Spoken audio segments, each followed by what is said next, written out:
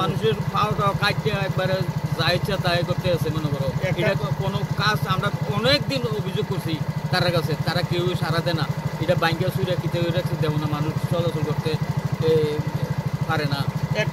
মানে আপনারা প্রতিনিয়ত বিপদ, আপনারা কি প্রতিনিয়ত বিপদ এবং ঝুঁকি নিয়ে এই মানে সেতু পার হইতে পারতেছেন? আমরা জমি সব তেল গাছদা, আমরা জমি টমি যাইতাম পারি না, এটা দিয়ে চলাচল আমরা সবসময় ধান লই আইতাম পারি না, হুন্ডা লই আইতাম পারি না, সাইকেল লই আইতাম পারি না।